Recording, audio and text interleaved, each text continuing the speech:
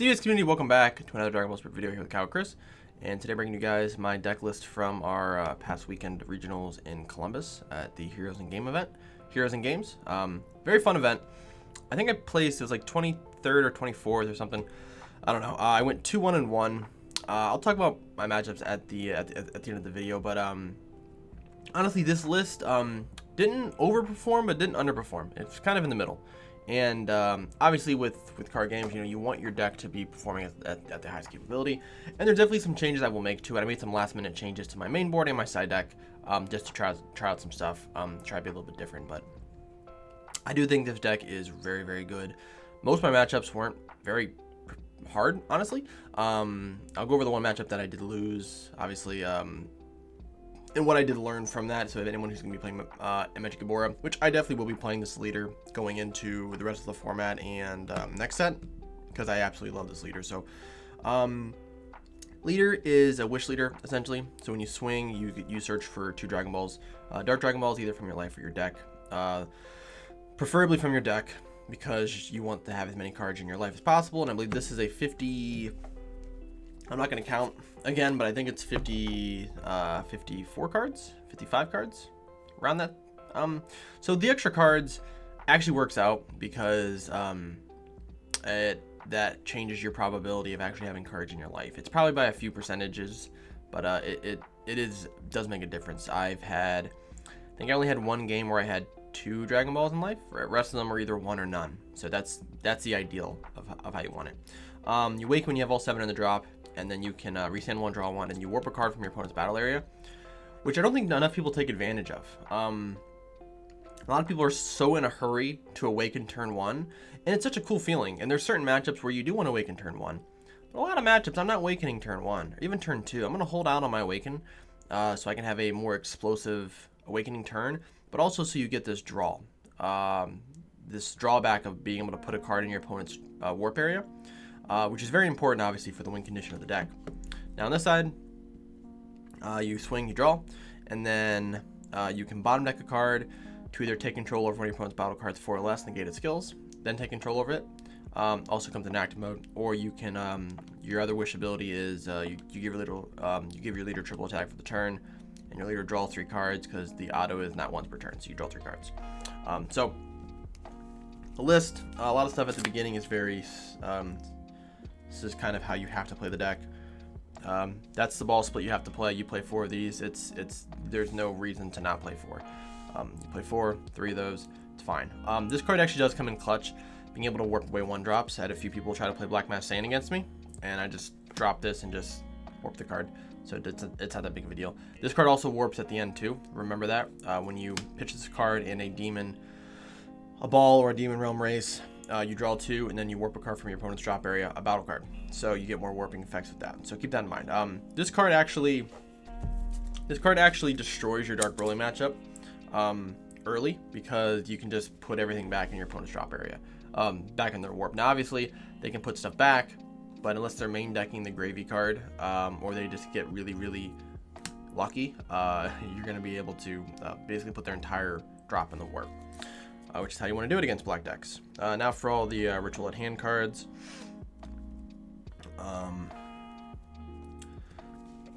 4-4-3 split, and then 2 of the Mechikabura. I think I'm going to find another slot for this card. I don't think this card's needed in the deck.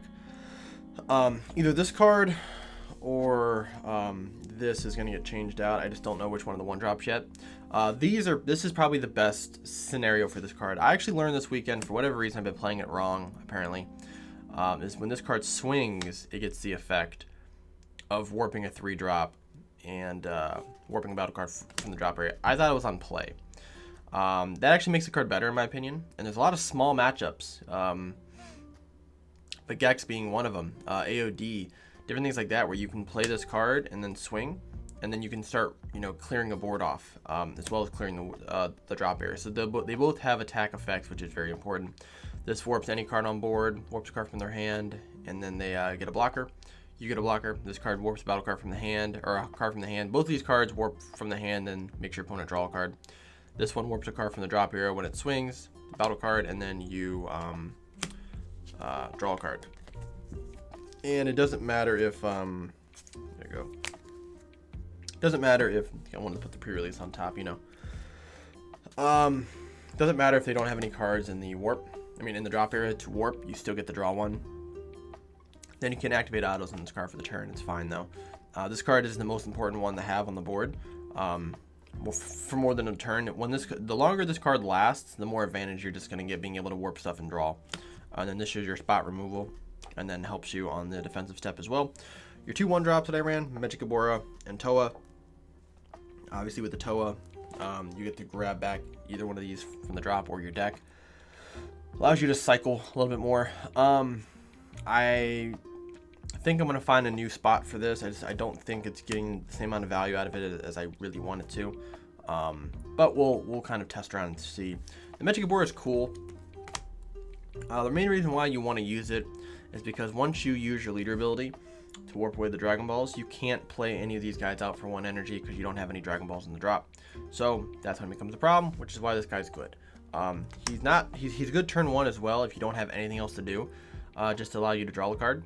And then if he stays on board, you get to play out any of these guys for 1. More likely he's going to get removed, which is why I'm kind of contemplating not playing one of these yet. I don't know which one yet. We're going to figure it out. One tech card that I ran for Toa is the Dark Sorcerer. It honestly never came up because I never played against Dark Broly, which is the only reason why I added one of these into the deck. It was just kind of a weird spice I wanted to add. You evolve on top of a Toa that costs 2 or more, so you can't use the 1-drop, unfortunately, which is what I wanted to originally do. But you evolve on top of it for 1, draw a card, and then you put 4 battle cards from your opponent's drop area back into their deck and shuffle. It's good because you can do some really quick removal for Dark Broly, and that was a matchup that I really was kind of focusing on trying to be prepared for. So it's a cool card. It also has Deflect. It's a 20k, but this card never came up into play. There's one time I could have played it. It just never really felt right to play it. So, but this card's it's not bad, just not for this current format. It's not very good. 2 Broken Seals. I will probably continue to main deck 2. So one of my matchups, it was a short regional. There's only 4 rounds. My last match was against Cooler. Was against Cooler Mill, and Cooler Mill is a very difficult matchup for this deck because of how fast you go through your deck. Cooler can just mill you out. Now, I don't know if I had the benefit of playing against one of my teammates, Thomas, who plays Cooler Mill. We were testing a bunch the night before. I helped him kind of put his deck together, add some different things to his deck, so I kind of knew what I was going against. But it's the typical, Cooler Mill stuff, just with some added spice that we added. And matchup was very hard, but this card actually won me that matchup. Being able to play this and then call Cooler 5-drop basically puts it so that you can play out any of your big boss monsters and you don't have to worry about getting milled, especially the one that has barrier. So this card really helps in that, but also helps in other matchups too. I played it against some other matchups called Xenocell,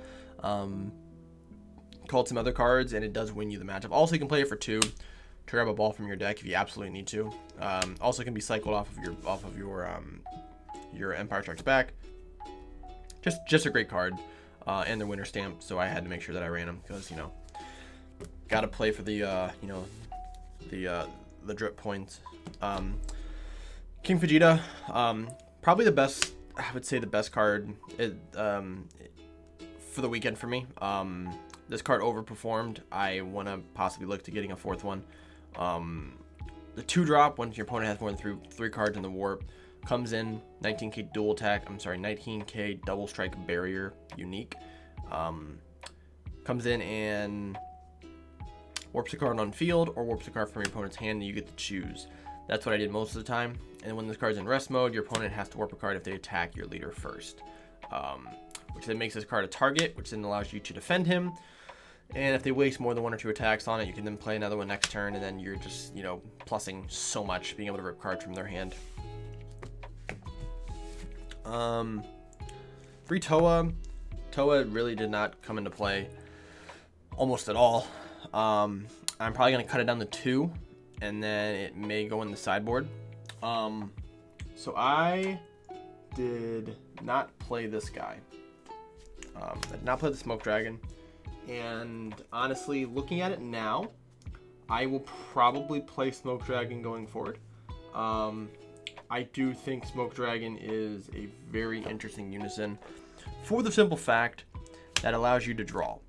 And that's something that being able to play a card just to help you cycle is really powerful. Also, against any sort of black matchup, whether it's Vegex or Dark Broly, this gives you another card to where you can make them, remove cards from their drop area. So it just gives you an extra piece, but also allows you to draw. Now the what we found out is you still have to shuffle your deck even if you don't look through your deck. So that is kind of a weird thing because you're technically choosing no balls, then you have to shuffle and draw a card. So yeah, so you have to shuffle first and then draw a card. But Toa, the idea with Toa is that Toa allows you to warp stuff on board whenever your leader takes a card using your leader effect. This will auto trigger, which will gain her a marker, and then at 4 she's able to take control over any card on the field that doesn't have barrier, of course. She's a 20k. She's a very good card, but for the matchups that I had, she never really came into play. I think she only came in play in one of the games, and we'll talk about that obviously afterwards. Poutine's awesome, and I ran 2 Supreme Kais. I'm gonna bump this up to 3. I think this card, I not slept on it too much, but I definitely need to add more of this. This card, another MVP for the weekend. Did a lot of good things. Got counterplayed quite a bit though, so that does kind of suck. So people, not that people have learned to play around it, but people know that when you have 2 energy up, you're probably gonna Poutine, and that is a problem. So yeah, you kind of just have to be careful of that, but you have to run this card. Being able to stop your opponent from attacking, and then if they want to attack, they have to warp 2 cards. Just gives you so much value and just turns off their turns if they don't have a counter for it. Super combo I played with Vegeta. This was a last minute change. Bad decision on my part. Honestly, I don't think this card's very good for the deck. It's a great super combo, but for this deck, you definitely want to play the Toa Sparking 5 one, just because it's live much earlier, and a lot of time I was finding myself taking extra damage that I wasn't taking before because I wanted to get down to 4 because I had 2 of these in my hand and they were dead until I had 4 life. So this card actually did not put in any work at all. It's gonna go back. I was borrowing it from one of our one of the locals at our shop. It's going right back to him, and I probably won't end up buying these unless the next black deck that comes out is better than Mechikabura. So we're gonna go back to Toa and just give these back because this card did not do anything that I wanted to all weekend. 2 Deborah. It was a counter for Xenocell. That was the really only reason why I played it. The idea was that I can play it on 2 and then I can choose the Xenocell. But the more and more I thought about it, the more and more I figured this was just going to get coolered and just a bad card. So this is going to completely come out of the deck and may go in the side deck as a one of, just in case. But it's not great right now. 1 Champa, used it a few times, I think twice. It's a good card, gotta have it. 3 Darkness Judgment. Card is cool. I'm gonna shrink it down to 2 because it never came up really when I wanted it to. 2 I think is fine because you can run it. It's basically just like as a 10k boost, but it's just didn't really do what I wanted it to, and I want to make space for some other stuff, so we're gonna take this out. I may bump it back up to 3 after I play test with it, but currently it's probably gonna go down to 2.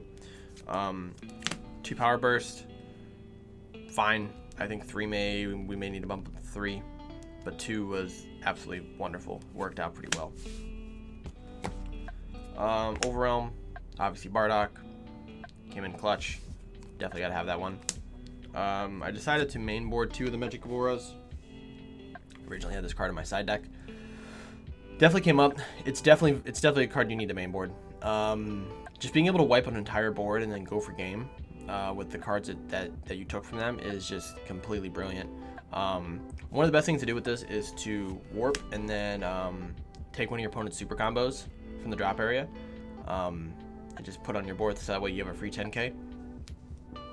or take away like chain pieces or things that they can get back so they can't use them. So card put in a lot of work.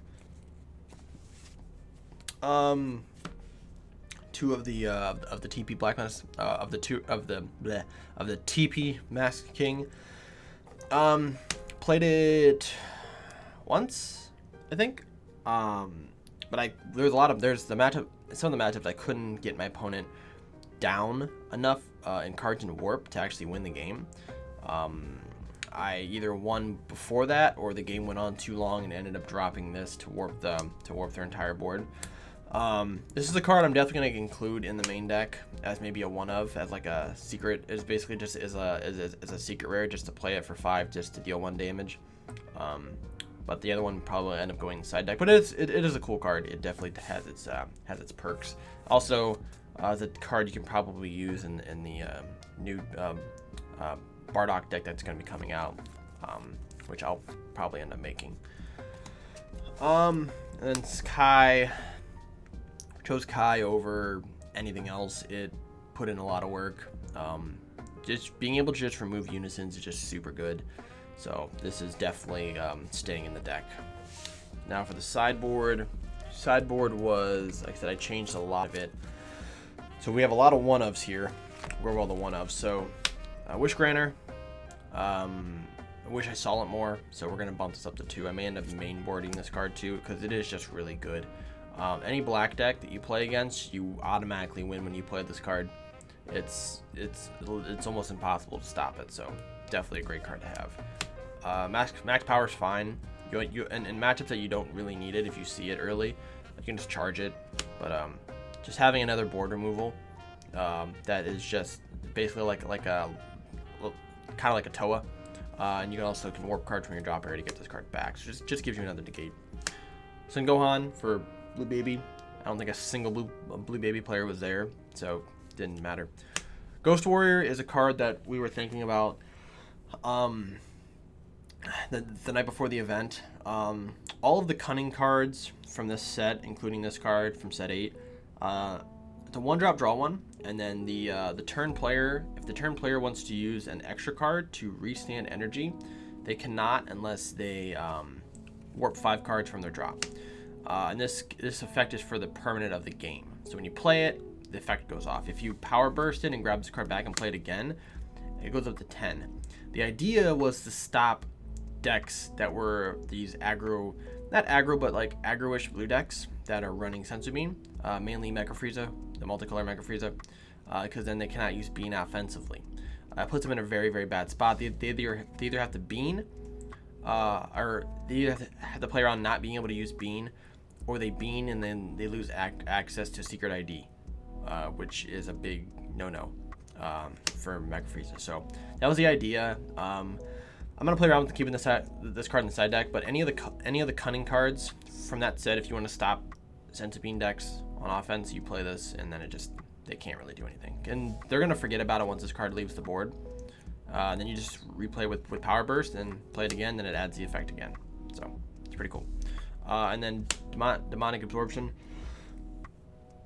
Deck lacks barrier removal, and this was going to be played for things like Bojack, for Mecha Frieza, or cards where like Poutine for Mecha Frieza, Invoker if I saw Invoker, just to be able to just remove a very important card on board so I can continue to play.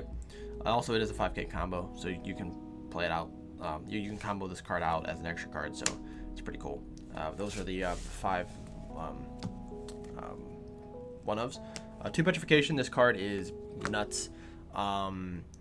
So this card is for any deck that plays the 5-drop Frieza that has the ability to basically mill you out. Cooler Mill is a very difficult deck to deal with, and it's going to be difficult going forward. But this card actually stops that auto from going off, because the auto goes into pending, and then this is in the counter window, so it actually shuts it off. Also, another thing, if you're playing a mirror matchup, this is the only card in the game outside of Release from Evil that stops this. So if they swing with this, you can Petrification it, and then it stops them from being able to actually use the auto on it. So it's a very, very good card. Anyone who plays black should be siding this deck this card in, if not mainboarding it. Also, you can choose a card. You can choose a different card, ignoring barrier, and then it can't activate skills. So I made a mistake in one of our games, and I took a card that had barrier because I thought it removed it. Didn't really change the aspect of the game, but it's something I did learn about it. So you can't change. Doesn't remove keyword skills. Just removes all the active skills. So get those two. 2 Kami, just more board removal as well as barrier removal. Mecha Freeze is a really pain in the butt, and Poutine's a really big pain in the butt. So being able to play this for 1, draw a card, and then tap 2 just to wipe their entire board is extremely good. It allows you to open up more plays later on down the road. Gonna keep Kami in the side deck for sure. 2 Deborah for hand destruction. There's hand destruction there. I just never ran into him. Also, when someone drops Topo against you, you drop this card, tap 1, draw 2. Pretty good. 1 Jiren, again for blue baby, Android 17. A really annoying card. I guess there was another one of the 6-drop Dark Mask King. Originally I was mainboarding this card over the 8-drop Mechikabura. Took it out for the board removal. It's a good idea. This card actually I feel like will benefit me more than the promo in most cases, because it comes out 1 turn earlier, and I can get my opponent down to 3 life and then play this card. And that's kind of the idea that I want to try to do maybe going forward. It's getting them down to 3 life and then dropping this and then using this as a potential game ender, because then they either have to combo out of this or negate just to burn a life, and then I can warp cards, restand it, swing with it again, and then go for game. So this is something I'm definitely going to keep in mind going forward. Probably going to add this back to the main board. And the last card was Clash of the Masked Warriors. You need this card. Won me 1 game. My final matchup was against Cooler, obviously, as I said. He was swinging in with Jiren and comboed a bunch of cards. I used one of these. He removed the marker from it, so then it lost its buff. So took 1 damage. Ended up saving me the game, honestly.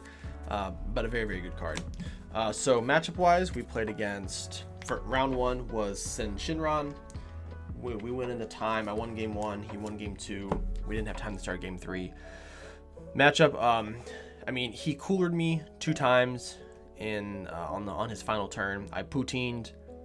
I think I poutined twice, and he coolered both. So I was just like, all right, man, you got that one. Matchup wasn't very difficult. I just, I don't know. It was just, I think our first matchup just took too long. I felt like if we had game 3, I would have won. Our first matchup went like 45 minutes, so it's really hard to have a best of 3 when your first game goes almost the entire time. Game 2 was against Future Gohan. Deck actually is very annoying to deal with because of the 8-drop. That 8-drop puts in a lot of work, and not being able to remove it is really bad. But thankfully, I was able to play my Broken Seals called 8-drop. Makes it really hard for the deck to be able to go off on turn 4. Also, the deck's a little bit slower with it being turn 4. When the expansion comes out, being able to go into it on turn 3 is much better. So, game 3 was against Mechikabura. That was my only loss. I got 2-0'd. Big reason why was I was not sideboarding or mainboarding Super Kamehameha. This card won him the game. So the fact that I didn't have this card, and I don't know why I didn't have this, but this card actually lost me the game. Also, he saw Wish Granter both games against me, and I wasn't able to find any negates. So that also doesn't help. And then my final matchup was against Thomas with his cooler deck. We ended up 2-0ing him. Game 1, it was pretty. I called. It was turn 4. I played Broken Seal, called cooler. Swung in with King Vegeta, comboed my whole hand. Was able to out combo him. And then game 2, he tried to swing in with Frieza, and I out comboed him by 5k. Gave my leader triple attack, swung in once. I had 1 card left, which was Supreme Kai. I played it. I drew a King Vegeta off of my life. Swung in with Supreme Kai. He took the life. He went down the 1. No, he went down the 2. Played King Vegeta, ripped the last card from his hand, and then swung in for game. So it was very tough matchup though. I guess going forward, like I said, I'll make some changes to it. I'm gonna also test around with some stuff. I want to see if, how the King Summon stuff can work. I've seen some decks where it actually is working out pretty well, so I want to see if I can maybe test around with some of that stuff and see what I can come up with. But I do think the deck is very good. Overall experience for the weekend was very fun. I don't think it played bad. You know, losing one game, it does really hurt, especially when there's only 4 rounds. But I think the tie hurt me more, because if we went to game 3, I was pretty confident I was going to win. That would have gave me a 3-1 record, so it probably would have been closer to top 8. But it is what it is. We learn from it, and we keep going. And also, obviously, it's a card game, so it is really fun, you know, for fun at the end of the day. So that's what I got for you guys today. Thank you guys for watching, and I will see you guys in the next video. Peace.